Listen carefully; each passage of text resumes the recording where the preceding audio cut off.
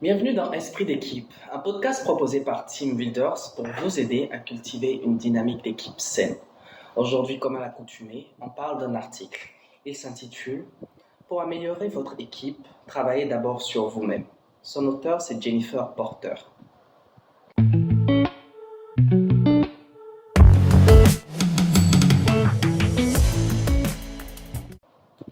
Alors, l'article commence avec un exemple de mise en situation.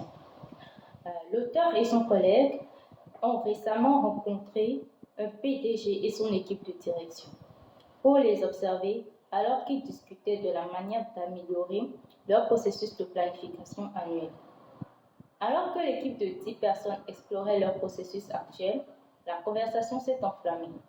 L'équipe discutait depuis 45 minutes et on ne savait pas clairement qui menait la discussion ni quels étaient ses objectifs. De nombreux commentaires étaient hors sujet et ils n'arrivaient pas à obtenir de réponse. L'auteur et son collègue donc ont interrompu la réunion et posé cette question. Comment réagissez-vous à cette conversation et qu'est-ce qui en vous provoque votre réaction? Ils ont été accueillis par des regards vides. Il leur a été demandé de répéter la question parce que les membres de l'équipe étaient apparemment surpris qu'on leur demande d'assumer la responsabilité de leur réaction. On voulait sûrement leur demander ce que les autres faisaient de mal dans la conversation, n'est-ce pas? Une première mise en situation qui, pour moi, montre bien combien on a de la facilité à imputer aux autres ce qui ne va pas autour de nous. On se remet difficilement en question. Je pense que oui, c'est surtout le fait de projeter, d'être plus attentif à la contribution de l'autre au problème plutôt que la sienne. Oui. C'est même avant la remise en question parce qu'on a aussi parlé ici de comment ils réagissaient. Donc, ils ne sont pas suffisamment attentifs non plus à leur réaction par rapport à ce qu'on fait, ce qui est fait, ce qui leur est adressé.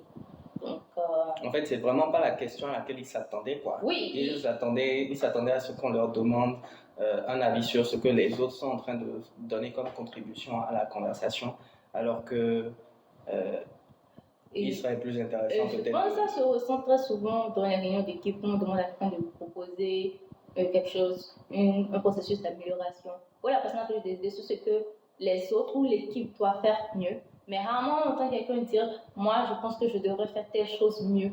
Je pense que je devrais changer telle chose. » Souvent, c'est plus l'équipe doit. Et en général, quand on dit l'équipe doit, on sait que la responsabilité est tombée sur le manager. Alors, je pense qu'on va continuer. Alors, les équipes sont des systèmes complexes d'individus ayant des préférences, des compétences, des expériences, des perspectives et des habitudes différentes. Les chances d'améliorer ce système complexe de manière significative et durable sont plus élevées si chaque membre de l'équipe, y compris le leader, apprend à maîtriser ces 3 capacités fondamentales. La conscience de soi interne, la conscience de soi externe et la responsabilité personnelle. Ok. Dans ce passage, on se rend bien compte qu'on va faire quelque chose qu'on ne fait peut-être pas souvent dans ce podcast, à savoir questionner la responsabilité des membres de l'équipe et pas uniquement celle du manager. Donc, avec les trois capacités fondamentales à cultiver, je pense que chacun évaluera dans quelle mesure il est conscient, dans quelle mesure il a les 3 niveaux de conscience. Et voilà, ça permettra à chacun, à son niveau, de s'améliorer, de mieux être conscient. Vous allez comprendre pourquoi je parle autant de conscience. Premièrement, moi, je voudrais mettre l'accent sur à quel point les gens sont différents. Parce qu'on a parlé, on a fait tellement de fronts, tellement de situations, de choses sur lesquelles les personnes sont différentes. Les préférences, les compétences, les expériences, les perspectives, les habitudes. Pour ne citer que celles-là. Donc, on a tellement de points de divergence possibles que être ensemble et collaborer peut être difficile. Maintenant, si chacun ne met pas du sien et qu'on se base juste à chaque fois sur l'idée d'agir sur l'ensemble et puis c'est tout, il y aura forcément beaucoup de zones qui vont rester. Et aussi, comme tu as dit, pour une fois, on a un article, un épisode qui tourne autour de ce que chaque personne peut faire à son niveau pour impacter l'équipe. Pas juste ce qu'un responsable ou un manager doit faire, mais ce que chaque individu, lui, peut faire personnellement. Donc ça, c'est déjà plus un travail personnel, mais un travail personnel qui impactera l'équipe. On rappelle quand même qu'on n'a pas oublié le manager. On précise que c'est pour chaque membre de l'équipe individuellement, y compris le manager. Oui, le manager, n'oublions pas qu'il fait partie de l'équipe aussi. Oui. Donc, voilà. Alors, la première capacité dont on va parler, c'est la conscience de soi interne. Alors, la conscience de soi interne implique de comprendre vos sentiments, vos croyances et vos valeurs, votre récit intérieur. Lorsque nous ne nous comprenons pas nous-mêmes, nous sommes plus susceptibles de succomber à l'erreur d'attribution fondamentale consistant à croire que les comportements des autres sont le résultat d'une intention ou d'un caractère négatif. Par exemple, il était en retard parce qu'il s'en fiche. Et à croire que nos propres comportements sont causés par les circonstances. J'étais en retard à cause du trafic. Les coéquipiers qui ont une faible conscience de soi interne considèrent généralement leurs croyances et leurs valeurs comme la vérité, par opposition à ce qui est vrai pour eux en fonction de leurs sentiments et de leurs expériences passées. Ok. J'aimerais qu'on explicite un petit peu le passage parce que ça peut être un peu confus. D'accord. Un petit peu difficile à comprendre. Quelqu'un qui ne se comprend pas à lui-même, quand il se trouve dans une situation, par exemple, où les choses ne se passent pas comme il faut, et que c'est lui qui est en cause, c'est lui qui est en cause, il peut expliquer. Oui. Et il peut expliquer la situation et mettre la responsabilité sur les circonstances, blâmer les circonstances. Mais quand c'est quelqu'un d'autre qui est en cause, il a tendance à attribuer de mauvaises intentions à la personne tout de suite. Donc, ici, on avait l'exemple du retard. Donc, si le collègue est en retard, m'a dit oui, il est venu en retard à la réunion parce qu'il s'en fiche, parce qu'il n'a pas de considération. Alors que quand toi, tu es en retard, tu sais que oui, je suis en retard parce qu'il y avait les embouteillages. J'étais en retard parce que tel, j'étais en retard parce que si. Tu comprends pourquoi tu es en retard, mais tu n'étonnes pas cette courtoisie à l'autre. Okay. Et c'est des choses qu'on fait souvent inconsciemment. Oui, c'est vrai. Ça t'arrive sans même que tu en sois conscient parce que c'est un petit peu un logiciel de pensée spontanée. Oui. Et il faut, je vais utiliser un gros mot, se déconstruire là-dessus, essayer de changer de paradigme et d'envisager de penser les choses différemment.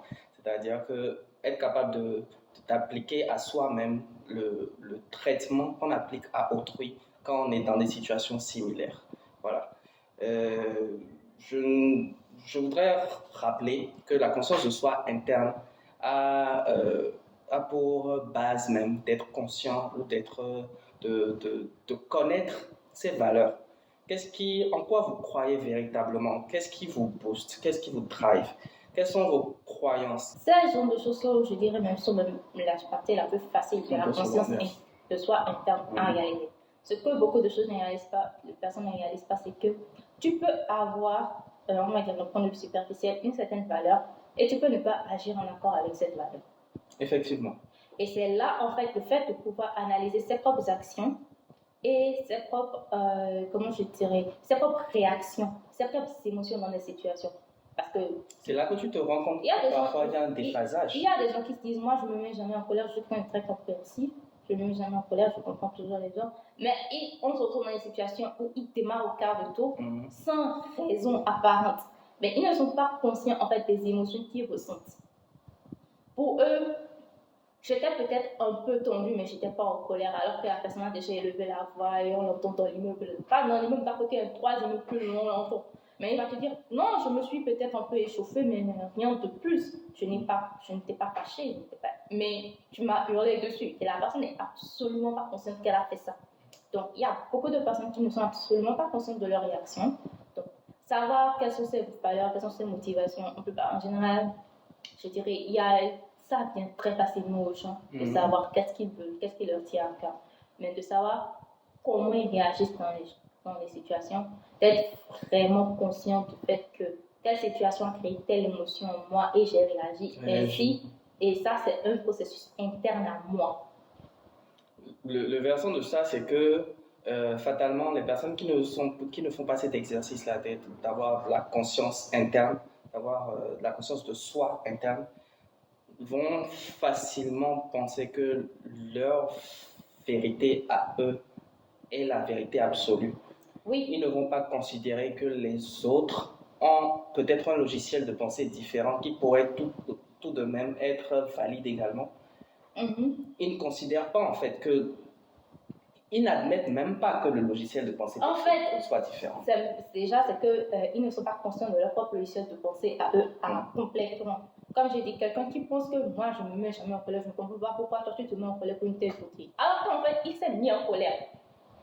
Donc, il va dire, mais je ne me mets pas en colère, je ne comprends pas pourquoi telle chose peut te mettre en colère. Donc, quand quelqu'un d'autre se met en colère, il va se dire, oui, ça, c'est vraiment une névrosée, il se met en colère pour tout et pour rien.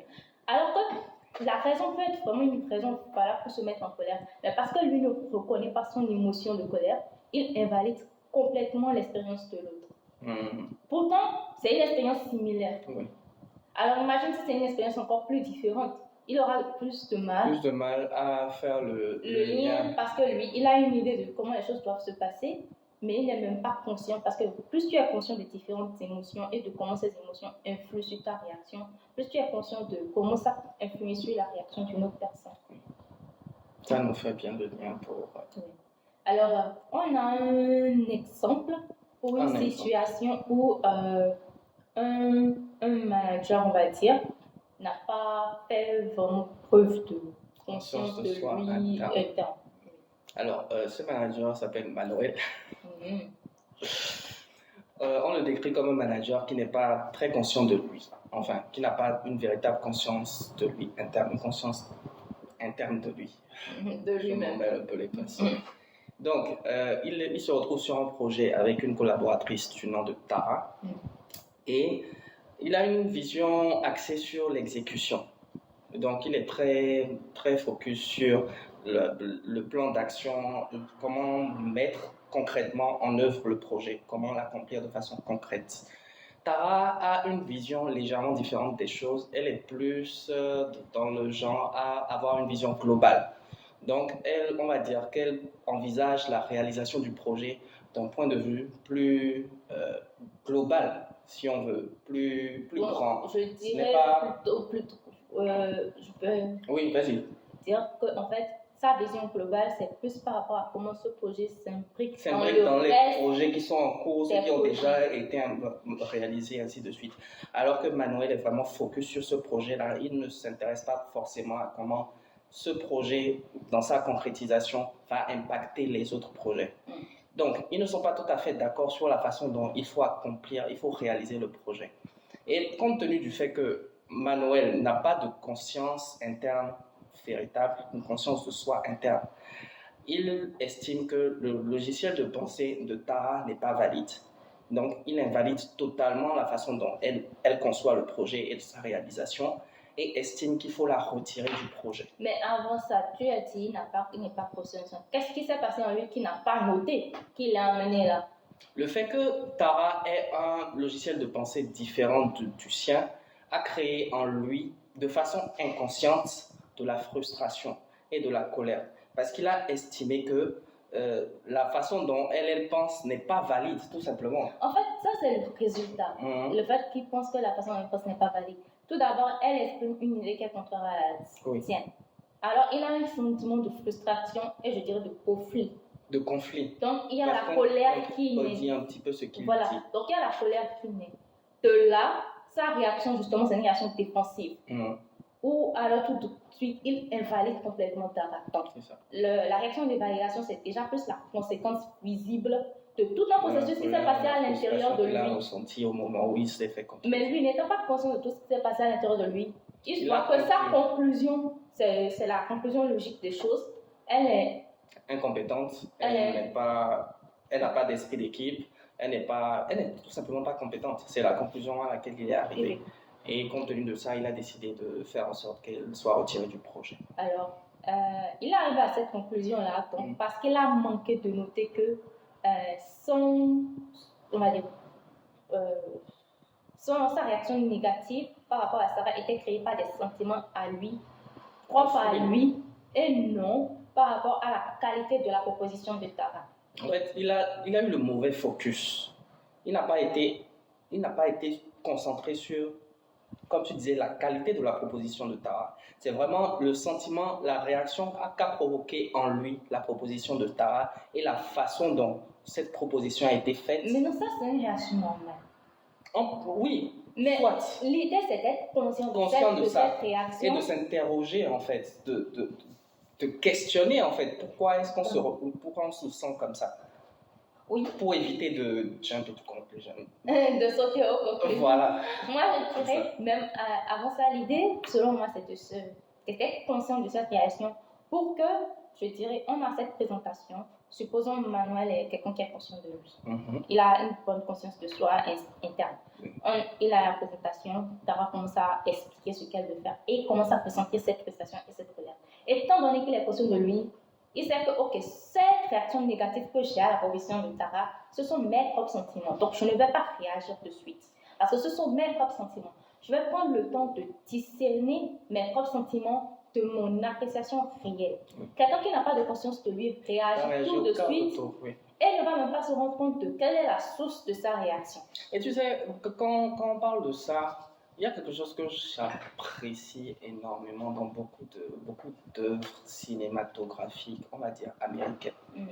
Généralement, quand les acteurs ils vont poser des actes, parfois, en fait, pas parfois, souvent, ils sont capables de te dire après, j'ai fait telle chose parce que j'ai ressenti ci, parce que j'ai ressenti ça, que ça m'a fait me sentir comme ci, comme ça. Et la réaction que j'ai eue n'était peut-être pas légitime ou la réaction que j'ai eue est valide, mais parce que si, parce que ça. C'est-à-dire qu'ils sont capables de te disséquer tout le processus par lequel ils sont passés pour arriver à la réaction, de te l'expliquer en fait. Oui. Et c'est un exercice qu'on devrait tous pouvoir faire.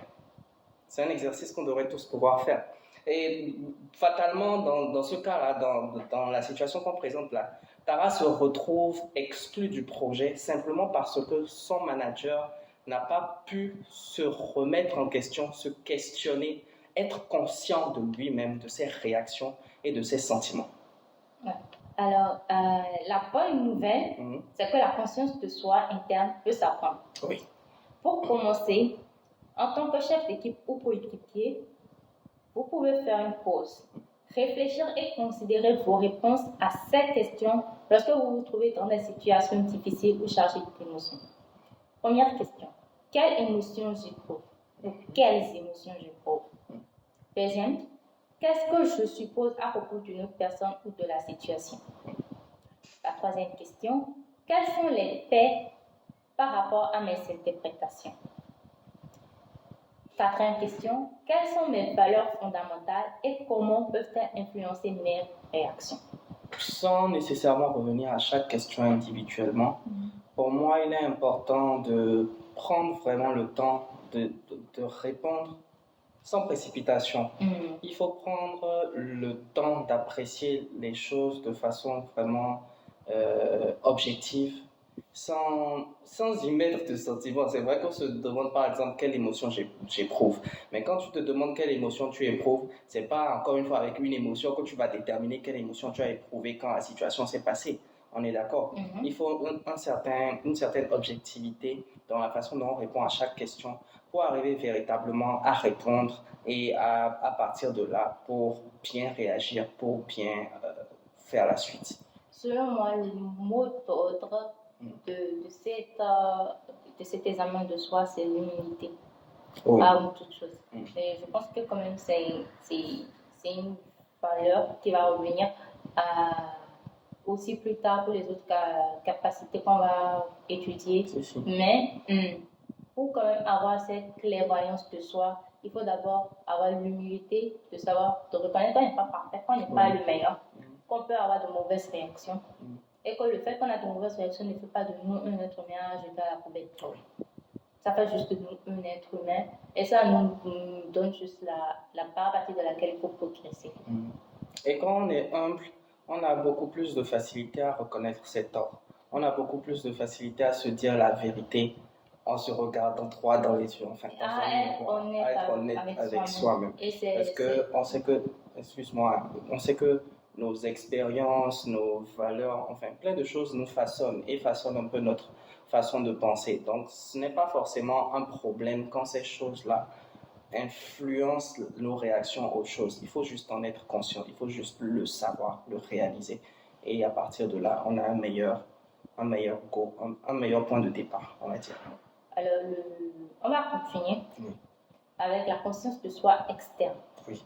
Alors, la conscience de soi externe implique de comprendre comment nos paroles et nos actions impactent les autres. La plupart des dirigeants et des coéquipiers avec lesquels nous travaillons n'ont aucune idée de l'impact de leur comportement sur leurs collègues. En conséquence, il leur est difficile de reconnaître et d'exploiter les points forts qui font d'eux des coéquipiers productifs, ainsi que d'identifier et de corriger les comportements qui ont un impact négatif sur l'équipe. Sans cette connaissance, ils ne peuvent pas s'améliorer. Une façon de commencer à développer une conscience de soi externe est d'observer les réactions des autres pendant les discussions. Quand on parle de conscience de soi externe, c'est vraiment réaliser que tout ce qu'on fait va avoir un impact sur les autres. Et en être conscient, le réaliser véritablement, quoi. Pas forcément que tout ce qu'on fait va avoir. Mais je dirais tout ce qu'on fait peut avoir. Parce qu'il ne faut pas non plus avoir des idées grandioses. Tout ce qu'on fait n'a pas forcément un impact. Bon, c'est pas faux. Mais il y a la possibilité que ce qu'on fait a un impact. Et l'idée ici, c'est d'observer l'impact que ce qu'on fait peut avoir sur les autres. D'être conscient de cet impact-là quand on pose ça. On peut peut-être, pendant un court instant, revenir à Manuel. Oui. Qui, après sa réunion avec Tara, est allé partager son opinion sur Tara avec d'autres collègues. Il a dit, mais la Tara a fait incompétente. On a une réunion sur la planification du projet, elle divague dans cette truc de vision globale, etc. C'est que ce jeune-là ne comprend pas. Hors sujet complètement. Il dit ça peut-être parce qu'il exprime sa frustration juste pour faire sortir en fait. Pour faire sortir, et puis c'est tout, pas forcément parce qu'il veut saboter Tara. Mais dépendamment de qui il en parle, ça va former maintenant une opinion sur Tara. Cette personne va former une opinion sur Tara. Et maintenant Tara a cette réputation, cette image. D'être incompétente et d'en faire trop, je ne sais quoi. Mais lui, c'est pas ce qu'il voulait. C'était pas son intention. C'est juste une conséquence de ce qu'il a fait. Parce que lui aussi, on a bien dit, il manque de conscience de lui. Interne tout comme externe. Parce qu'il faut d'abord avoir une conscience interne avant d'en avoir une externe. C'est vrai. Donc, il n'a pas pensé à l'impact que cette discussion qu'il est en train d'avoir juste pour vider ses sentiments, vider son sac, peut avoir plus loin. Reste quand même une chose importante, c'est que même quand on a une conscience de soi externe, il arrive, en fait c'est même pas il arrive, ce que vous imaginez que vous aurez comme impact, que vous pourriez avoir comme impact, ça reste toujours une éventualité, une possibilité, ça reste toujours, en fait ce n'est jamais une certitude. Déjà parce qu'on n'est pas parfait. Oui. Ce qu'on prévoit, c'est pas comme si on nous a donné à tous une poule de cristal dans laquelle on sait que si je fais ça, voilà ce qui va se passer. Exactement. C'est nos projections. Et ta projection, une grande part de ta projection, c'est toi-même, ta personnalité, qui n'est pas forcément la personnalité de l'autre. Totalement. Comment moi je réagirais dans une situation n'est pas comment tu réagirais. Moi, en me projetant, j'aurais plus tendance à penser à comment je réagirais en projetant comment une situation va se passer, en anticipant une situation. Donc, tu peux ne pas réagir comme moi. Oui. Et là, toute mon anticipation est complètement à l'ouest. Donc, c'est quelque chose à quoi je dois être aussi ouverte. Oui. Donc, je répète, c'est encore une fois une question d'humilité. Être humble et se dire, d'accord, j'imagine que telle personne va réagir de telle façon quand je vais émettre mon idée ou quand je vais faire telle chose. Mais je n'en ai pas la certitude. Donc, il faut partir de ce postulat-là, il faut partir de cette idée-là que ce que vous envisagez comme réaction venant de l'autre peut ne pas être la réaction que la personne va véritablement avoir. Donc, garder cette idée en tête est également important, autant aussi bien que d'avoir une conscience externe, conscience de soi externe. Alors, on va parler d'une approche plus directe. Pour travailler sa conscience de soi externe. Oui. Alors, cette approche consiste à demander à vos coéquipiers des commentaires précis et directs. Qu'est-ce que je fais dans les réunions d'équipe qui est utile? Qu'est-ce que je fais dans les réunions qui n'est pas utile? Si tu pouvais changer une partie de la façon dont j'interagis avec l'équipe, que changerais-tu? Moi, quand on lit ça, tout de suite, ça fait écho pour moi à un épisode dans lequel on a parlé de demander du feedback. C'est comme demander du feedback. Vous pouvez vous référer à l'épisode pour savoir exactement les étapes à suivre pour demander efficacement le feedback et recevoir des réponses qui sont pertinentes et utilisables, exploitables.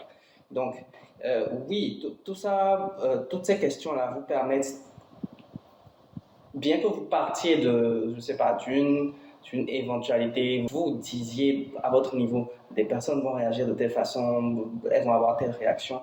Demandez quand même aux gens concernés, peut vous apporter des éléments de réponse auxquels vous n'auriez même pas pensé à la base. Et ça peut vous ouvrir de nouvelles perspectives, ça peut vous conscientiser sur davantage de choses qui échappaient peut-être à votre regard ou à votre conscience. Moi, je dirais même que ce n'est même pas lié.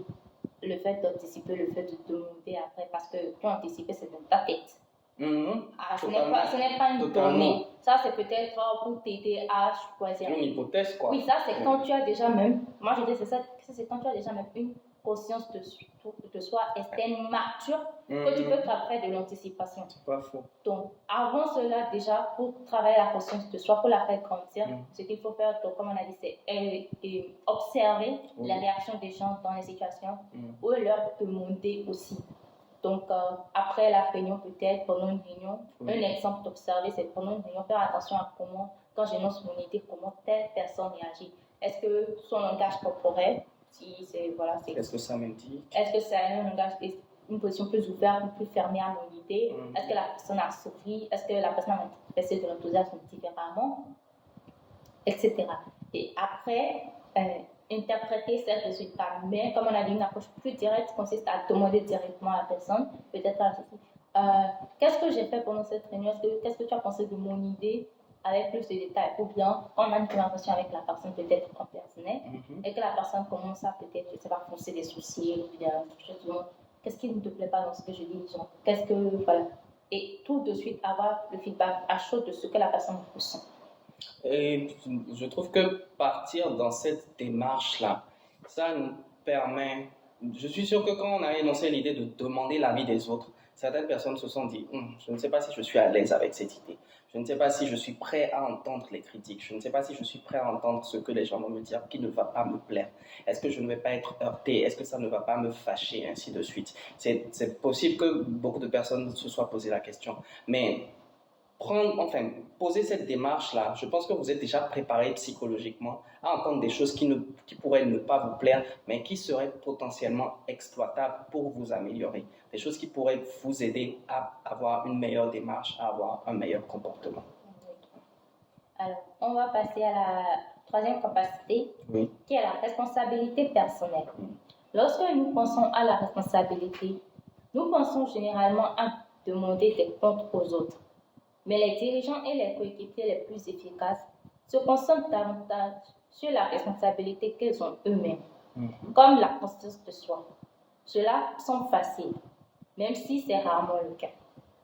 Face à un défi ou à un malaise, beaucoup d'entre nous ont établi des schémas malsains, blâmer ou critiquer les autres, se défendre, feindre la confusion ou éviter complètement le problème. Moi, je pense que c'est un peu humain. Quand il y a un problème, on cherche le coupable dans les autres. On n'a pas de façon spontanée, de façon honnête et humble l'honnêteté, de se dire j'ai ma part de responsabilité dans ce qui est arrivé. Et même si votre contribution dans ce qui s'est mal passé n'est pas directe ou active, le simple fait que vous fassiez partie d'une équipe fait que quand il y a un problème, c'est le problème de tout le monde, c'est pas le problème d'une personne, c'est pas le problème de la personne par qui le problème, désolé pour la répétition, est arrivé. On est tous, disons, une chaîne de l'engrenage. Donc si quelque part ça a coincé, c'est qu'il y a moyen que à chaque étape, à chaque niveau, on se questionne sur ce qui n'a pas fonctionné. Et pour moi, c'est d'autant plus important quand on est manager, quand on est le responsable. S'il y a un problème, moi, en tant que responsable, je me questionne moi d'abord. Qu'est-ce que moi, j'ai pas bien fait? Où est-ce que moi, j'ai péché? Où est-ce que je n'ai pas assuré, en fait, pour que les choses se passent ainsi? Dans une campagne de responsabilité interne, les gens prennent personnel de s'avouer notre contribution à une mauvaise situation.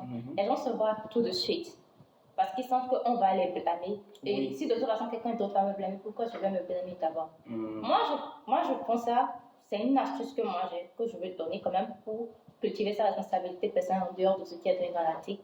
C'est de prendre ça comme en fait une occasion d'être au contrôle. Parce qu'il y a le problème, il y a une vaste possibilité de raisons pour lesquelles on se retrouve dans cette situation-là. Moi, je ne peux pas changer les autres. Oui. Je ne peux pas. J'aimerais bien avoir un petit coup de baguette magique et puis je sais, Manuel, là, c'est bon, il commence à avoir une meilleure conscience de lui-même, être un peu plus ouvert aux idées des autres. Mais je ne peux pas. Ce que moi, je peux faire, c'est travailler sur moi-même. Alors, à partir de là, je commence à me demander sur quoi est-ce que j'ai un impact dans cette situation? Qu'est-ce qui dépend de moi dans cette situation? Et là, je peux facilement faire le lien avec ce que j'ai fait et le résultat de la situation. Donc, qu'est-ce qui découle de ma responsabilité dans cette situation et travailler dessus? Moi, je vois ça, au lieu de voir ça comme une position où je me retrouve à être blâmée, je vois ça comme une situation dans laquelle je prends le contrôle des actions. Je prends le contrôle des événements. Tout le monde n'aime pas avoir le contrôle. Il y a des gens qui ont peur d'être au-devant des choses. On ne demande pas d'être devant des choses, on dit de prendre le contrôle des événements qui t'affectent. C'est ce que je dis. Même ça, des gens n'osent pas le faire. Okay. Je n'ai pas d'argument contre ça. Parce que bon, au-delà de tout, c'est que si chaque membre de l'équipe se rend compte qu'il peut corriger quelque chose à son niveau pour que l'équipe soit plus performante, alors imaginez ce que l'équipe peut devenir en fait. Oui. Imaginez ce que l'équipe peut avoir. Et en plus tu es concentré à t'améliorer toi-même, moins tu as du temps à faire des ragots, à critiquer les autres, parler des autres. Et à créer du coup une ambiance négative au sein de l'équipe parce que tu es concentré à améliorer la personne que tu es. Alors, dans l'article, quand même, ils nous ont donné quelques astuces pour cultiver la responsabilité personnelle. Alors, pour être un leader ou un coéquipier personnellement responsable, vous devez suivre ces étapes. Première étape, reconnaissez quand il y a un problème. Parfois, c'est la partie la plus difficile. Car nous préférons détourner le regard ou parler de notre emploi du temps chargé. Résistez à l'envie de le faire. On va commenter ça avant de passer à l'étape suivante. Alors, reconnaître qu'il y a un problème. Oui, bon, l'article dit bien, c'est souvent la chose la plus difficile à faire pour beaucoup de personnes, se mettre devant son miroir, être humble et se dire quelque chose ne va pas. Quelque chose ne va pas. Et c'est pas. Je pense que c'est pas quelque chose qui. Comment dire ça? Beaucoup de personnes ont ce problème en fait. Ne pas avoir la capacité de reconnaître que je trouve intéressant cette approche. Mais moi, perception, ça c'est ma perception personnelle, c'est que les gens reconnaissent ils voient qu'il y a un problème.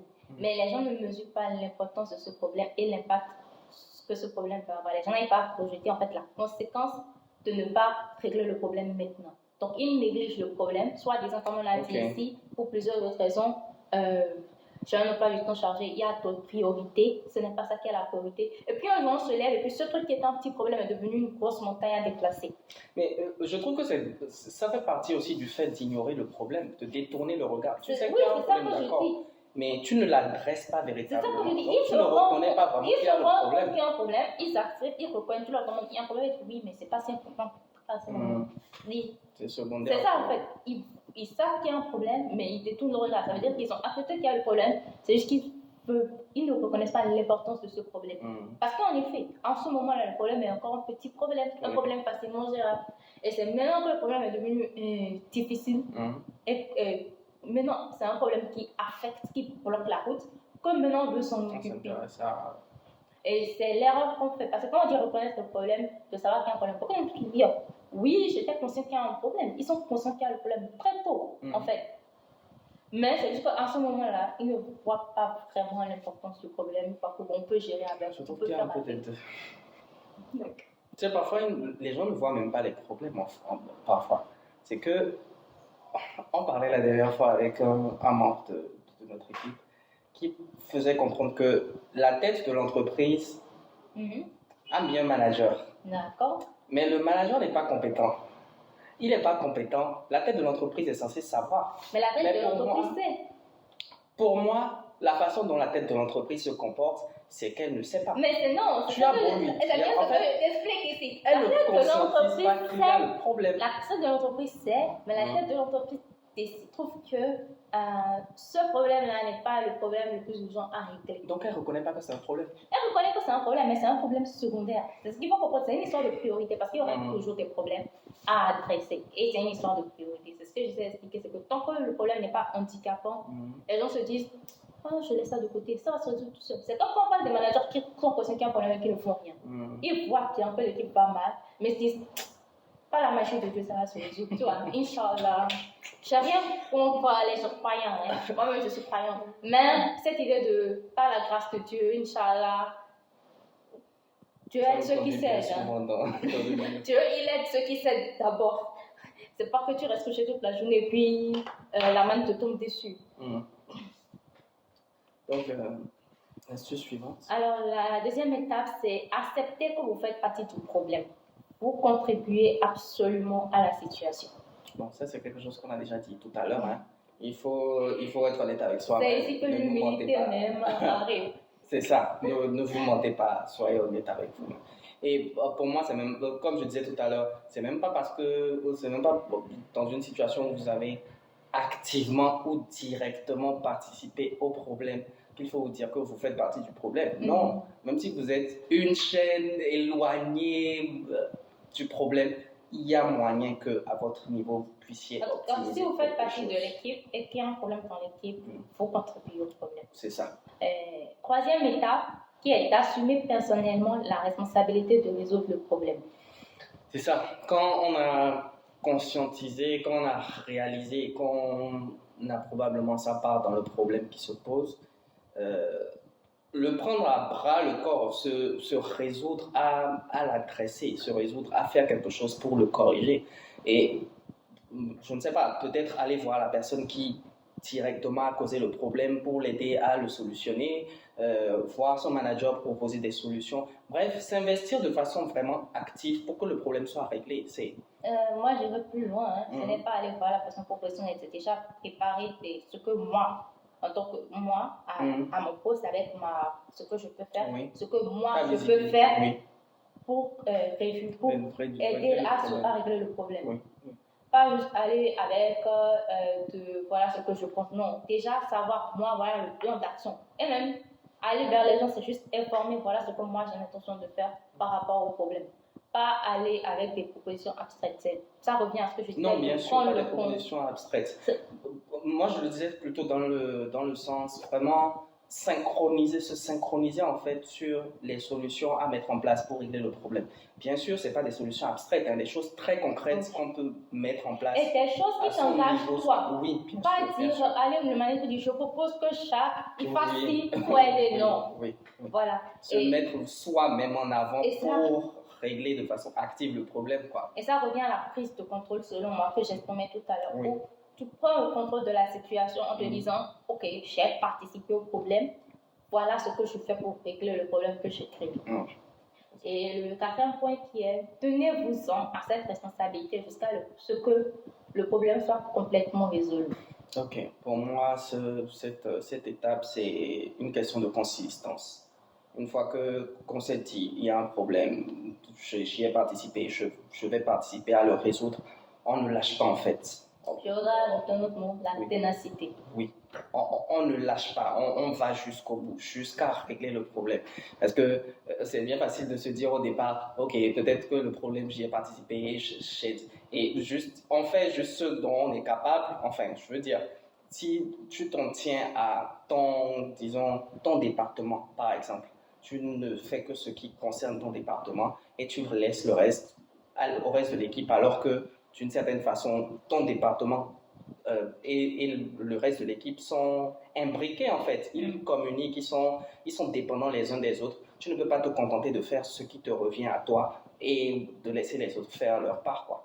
Je pense que peut-être, je sais pas vraiment d'accord avec cette idée-là, parce que c'est vrai que je dois travailler sur moi et faire plus, mais ça ne revient pas à absoudre les autres de leurs responsabilités. Non, tu ne fais pas le travail des autres pour toi. Je veux dire, quand toi tu as fini ta part, quand tu as fini ce que tu peux faire dans tes compétences, on va dire, voir si éventuellement tu ne peux pas aider les autres s'il y a moyen.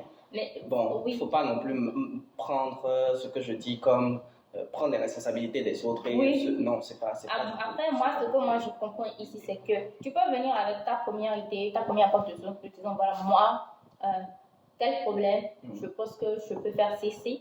Et tu fais, et ça ne résout pas le problème. Oui. Ça ne veut pas dire que tu vas dire bon, moi j'ai déjà fait ce que je peux faire. Je m'arrête, non. Non. Tu dois continuer. Je vois ça plus comme une itération. Tu dois faire encore de nouveau essayer jusqu'à ce que le problème soit résolu. Tu dois, ok, on est maintenant dans cette nouvelle situation après les premiers. C'est bon. Qu'est-ce que maintenant dans cette nouvelle situation je peux faire? C'est ça. Et continuer ainsi et ainsi. C'est difficile, c'est pourquoi je parle de ténacité, parce que c'est difficile. Au bout d'un moment, on est fatigué, surtout si le reste de l'équipe ne se donne pas autant pour résoudre le problème, surtout si on n'est pas la cause du problème, la cause directe, je veux dire, du problème. Ça peut être très frustrant, très fatigant d'arriver à un moment de faire ça. Alors, c'est pour cela qu'en fait, il faut se concentrer sur ce qu'on est en train de faire, la portée de ce qu'on est en train de faire, et pas, ok, moi je fais ça, mais qu'est-ce que Jacques là-bas il fait?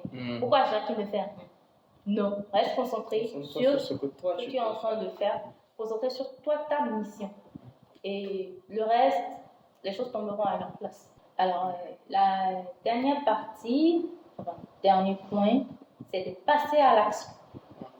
Dans la plupart des équipes, une réponse typique à la frustration est « mon coéquipier est ennuyeux » ou difficile. Mais lorsqu'un leader ou un coéquipier efficace se sent frustré, il mettra plutôt en pratique les conseils suivants. Explorer ses réactions en tenant compte de ses émotions, de ses croyances et de ses valeurs. Et se demander ce qui en est provoque cette réaction. C'est la conscience de soi interne. Deuxième chose, tenir compte de l'impact qu'elle peut avoir sur les autres par l'observation ou l'enquête. Conscience de soi externe. Évaluer comment elle contribue à la situation et faire un choix conscient sur la façon de réagir pour améliorer les résultats de l'équipe. Responsabilité personnelle. Je pense que ça résume. Oui, c'est ça. Assez bien. On a dit jusque-là. Est-ce que tu veux ajouter quand même quelque chose sur la manière de faire ces trois choses ensemble? Là, tout de suite. D'accord. On peut aller alors au mot de fin directement. Oui, je pense qu'on a dit l'essentiel. Changer la façon dont nous traitons l'information et réagissons nécessite non seulement d'apprendre ces nouvelles compétences, mais aussi de les démontrer suffisamment longtemps pour former de nouvelles habitudes. Les coéquipiers efficaces pensent que parfois il faut aller lentement pour aller vite. Je trouve que cette phrase est très importante parce qu'elle met bien l'accent sur le fait que suivre cette démarche n'est pas forcément intuitif pour la majorité des gens. Ce n'est pas l'exercice que la majorité des gens va faire. La majorité des gens ne va pas se poser et se questionner sur la façon dont ils fonctionnent, la façon dont ils réagissent aux choses, l'impact que leur réaction a, la façon dont ils prennent en main leurs responsabilités, ainsi de suite. Donc ce n'est pas quelque chose d'intuitif. Mais rien qu'avoir la volonté de faire cet exercice-là et de le répéter de façon régulière, ça permet de gagner des automatismes en fait. À la longue, vous le faites de façon naturelle et ce n'est que positif pour votre équipe et pour vous-même. Oui. Alors, je pense qu'on va clôturer cet épisode parce qu'on est arrivé à la fin. Et moi, je vais me laisser avec une question, on va dire, un peu personnelle.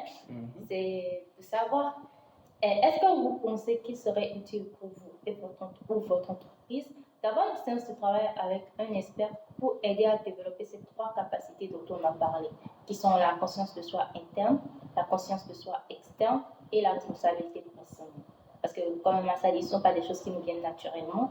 Et comme on a aussi vu au cours de l'article, ils sont des choses qu'il faut travailler, entraîner pour que ça devienne des habitudes. Et c'est toujours mieux de se faire accompagner d'un expert.